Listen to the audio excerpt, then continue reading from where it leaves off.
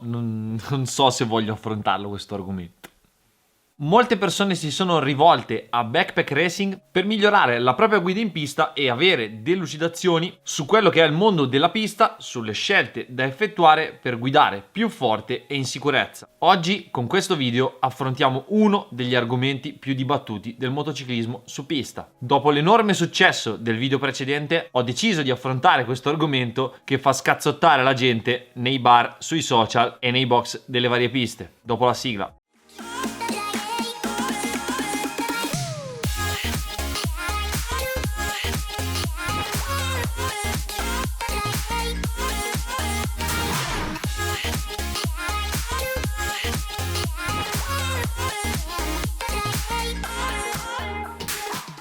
In realtà non sapevo dove infilare questo tipo di video e per non perderli ho creato una playlist apposta dove potete andare a riguardarli. Inoltre nella lista delle playlist ci sono tutti i più vari svariati argomenti del canale e se vi piacciono questi video vi invito ad iscrivervi perché mi sostenete per continuare a creare contenuti sempre migliori. Con questo video faremo delle considerazioni su alcune tipologie di moto che si utilizzano per andare in pista. Partiamo da un presupposto fondamentale: perché compriamo qualcosa? In questo caso è la moto, ma con qualsiasi cosa compriamo è sempre bene capire perché la si compra e a cosa ci servirà. Aver ben chiaro l'utilizzo ci farà sicuramente fare la scelta migliore. Che siamo appassionati di moto mi sembra abbastanza chiaro perché se no non sareste su questo canale e soprattutto non vorreste comprare una moto. Se siamo neofiti, esperti, se torniamo in moto a 40 anni dopo aver corso da giovani, il livello non importa inizialmente, però bisogna capire perché la si compra e penso che la prerogativa per tutti sia quella di divertirsi, perché andare in moto è bellissimo. Tutti coloro che frequentano le piste vanno in pista per divertirsi, neofiti, veloci, esperti, piloti, ma oltre al divertimento bisogna capire anche il budget da stanziare per quella che è la nostra passione. Purtroppo questo sport non è prettamente economico e anche se ci sono dei trofei, delle moto e delle formule low cost è comunque estremamente costoso e complesso perché richiede l'utilizzo appunto di un mezzo molto complesso, di mezzi di trasporto per raggiungere le piste e di numerosi accessori. Nel video di oggi non analizzeremo moto per moto, marca per marca, ma guarderemo le cilindrate per avere una visione più ampia e capire bene cosa dobbiamo fare quando dobbiamo acquistare. Una volta che abbiamo capito che ci vogliamo divertire e abbiamo stanziato il nostro gruzzoletto, il nostro budget, è l'ora di scegliere la moto. E qui arriva la domanda delle domande, il dubbio che tutti almeno una volta hanno avuto: compro il 600 o compro il 1000? Intanto, che cosa sono questi numeri e che cosa rappresentano? 600 e 1000 sono i numeri che stanno ad indicare la cilindrata dei due maxi gruppi che comprendono tutte le varie moto.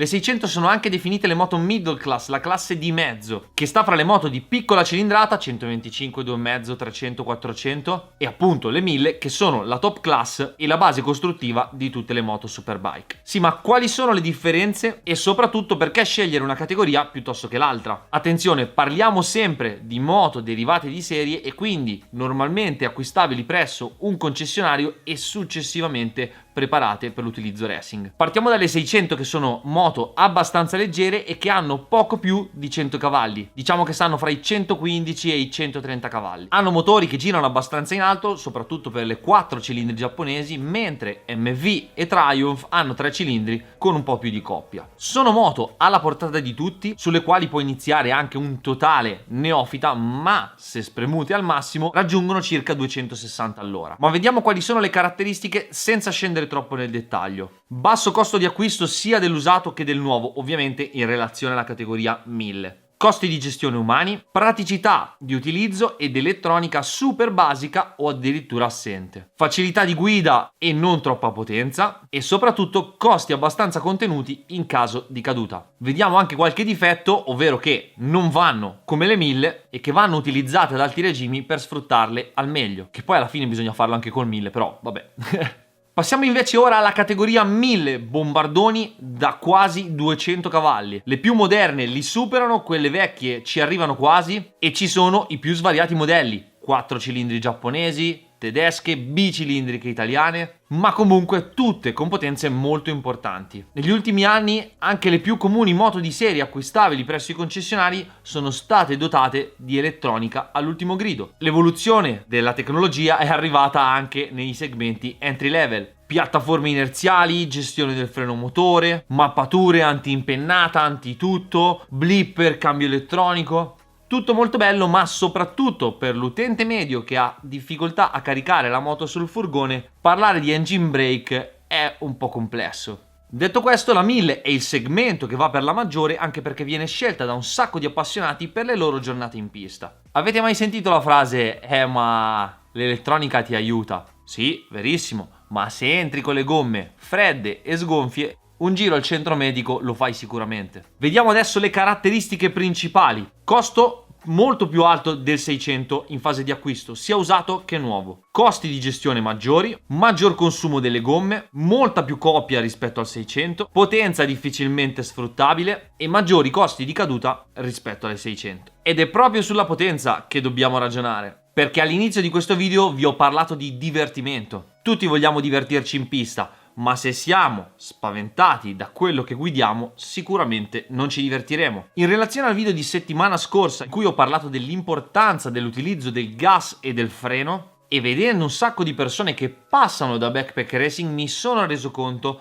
che molti utilizzatori del 1000 non lo sfruttano o addirittura ne sono intimoriti. Guidare la moto non è fantascienza, non ci vuole una laurea, semplicemente sono una serie di movimenti che vanno fatti in maniera corretta e con i tempi giusti, e soprattutto servono molte ore in sella e di allenamento. Io nella mia vita personalmente non ho mai sciato, ma sicuramente se dovessi imparare non partirei dalla pista nera, anche perché verrei giù così.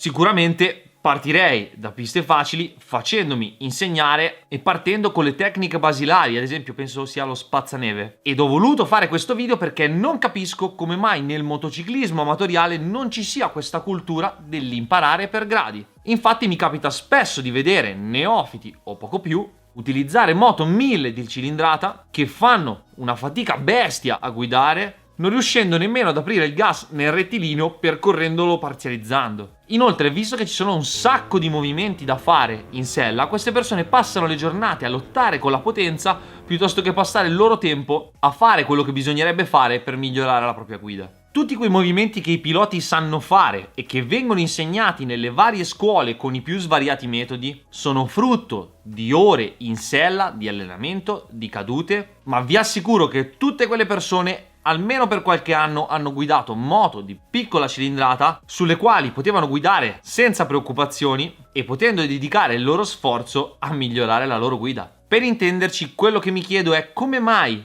ci sono un sacco di neofiti che si approcciano alla pista con moto troppo potenti e che non riescono a gestire. All'inizio del video ho parlato di avere ben chiaro l'obiettivo, che penso sia per tutti divertirsi, perché anche se fai il pilota ti devi divertire, se no non vai da nessuna parte. E allora mi chiedo, è divertente non riuscire a gestire una moto ed avere il timore tanto da parzializzare il gas anche nei rettilinei? Conosco tante persone che sono tornate indietro lasciando il 1000 e riprendendo il 600 e si divertono come matti. Siamo proprio sicuri che il 600 sia meno divertente del 1000? Togliere qualche secondo fa gola a tutti, ma non è il 1000 la soluzione. È solo un palliativo, anche perché poi, escluso le piste grandi, in quelle piccole tipo Cremona o Cervesina il gap fra 600 e 1000 è veramente poco. Che poi c'è la scusa del prendo il 1000 perché ha l'elettronica e quindi è più sicuro. In realtà qualsiasi moto in ordine è sicura e soprattutto la minor potenza non richiede un utilizzo così massivo dei controlli, anche perché un 600 non impenna come un 1000 e non derapa come un 1000. Dovrebbe essere più divertente guidare qualcosa che possiamo gestire e che possiamo portare al limite per quelle che sono le nostre capacità, o comunque spremerlo al massimo. Questo ci aiuta a progredire e a fare passi avanti, mentre imparare su un affare che fa 300 all'ora e ha 200 cavalli